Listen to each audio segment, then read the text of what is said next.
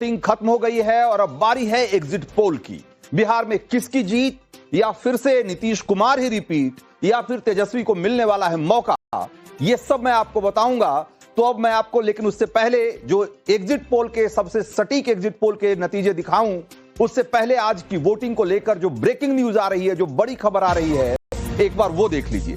तो बिहार में वोटिंग ने सारे रिकॉर्ड तोड़ दिए हैं और शाम 5 बजे तक 67.14% की वोटिंग की खबर है।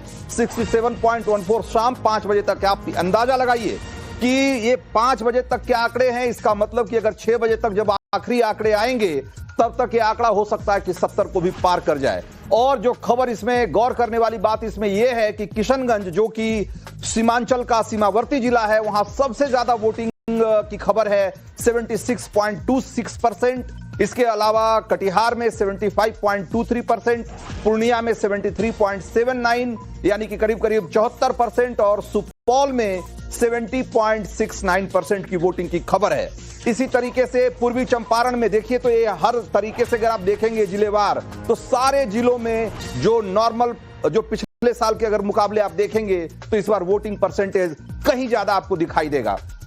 पूर्वी चंपारण में इसी तरीके से 69.31% वोटिंग की खबर है शाम 5 बजे तक, और पश्चिमी चंपारण में 69.02% की मतदान की खबर है। बांका में इसी तरीके से 68.91%, गया में 67.50%, 67.5%, जमुई में करीब करीब 67.81% कहिए, ये 5 बजे तक की वोटिंग का आंकड़ा है, और जहानाबाद में 64.36% वोटिंग की खबर है।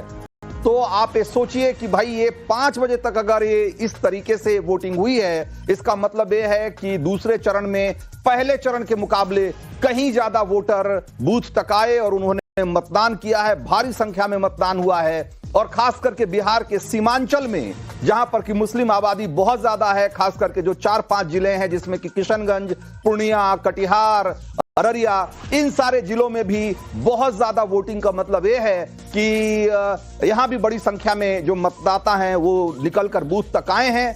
और इसका मतलब क्या है, इसके मायने क्या है, इसका फायदा किसको होने जा रहा है, इसका नुकसान किसको होने जा रहा है, इस पर भी हम देखेंगे। एग्जिट पोल के जो आंकड़े हैं वो क्या, किस तरफ इशारा कर रहे हैं, हम सब जानेंगे। लेकिन उससे पहले जरा अपने कुछ सहयोगियों का रुख कर लेते हैं। रंजीता झा जो कि मधुबनी मिथिला में मौजूद हैं, हिमांशु सीमांचल के पूर्णिया में हैं, साकेत मगध के जहानाबाद में हैं, और आशुतोष शाहाबाद के सासाराम में हैं। तो एक तरीके से जो 4 बड़े रीजन जहां पर कि आज वोटिंग हो रही थी, वहां 4 हमारे सहयोगी मौजूद हैं। रंजीता, मिथिला में जो वोटिंग है, अभी तक जो आंकड़े आए हैं तो बता रहे हैं कि भाई बहुत बम्पर वोटिंग हुई है, और कहा जा रहा था कि जो पहले चरण के जब आंकड़े आए तो कहा गया कि भाई ये तो सारे रिकॉर्ड तोड़ देने वाला है, और इस बार के आंकड़े देख करके तो लगता है कि भूतों न भविष्यति टाइप की वोटिंग हुई है। क्या कहेंगे आप?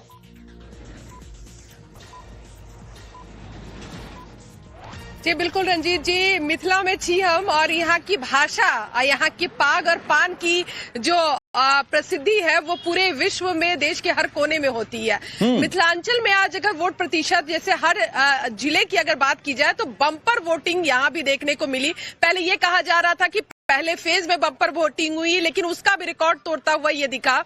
मधुबनी की अगर खास तौर पर बात की जाए तो कई इलाके ऐसे हैं जो शहरी क्षेत्र हैं और कई ग्रामीण क्षेत्र हैं, लेकिन जो ट्रेंड यहाँ हमने देखा वो ये कि सुबह 7 बजे से जब वोटिंग शुरू होती है, महिलाएं पहले अपने घर से निकलकर वोटिंग कर रही है, बाकी काम बाद में हो रहा है। मतलब आप ये मानिए कि 7 बजे से लेकर 2 बजे तक आपको लंबी कतारें दिख रही है। शाम होते होते तक 60% तक वोटिंग 4 बजे तक ये दिख रहे हैं। हालांकि इसको लेकर सभी राजनीतिक पार्टियां अपने अपने कयास लगा रहे हैं। प्रशांत किशोर कहते हैं बिल्कुल, तो आपने जैसा कि कहा कि भाई सुबह सुबह ही लंबी कतार बूथों पे दिख रही थी, जब कहा जा रहा था कि भाई लोग कहते हैं, नारा देते हैं कि पहले मतदान फिर जलपान, और जो कहा जा रहा था कमोबेश वही बात होती हुई दिखाई दे रही थी। वहां हमारे साथ हिमांशु भी हैं जो कि पूर्णिया से हैं, सीमांचल से।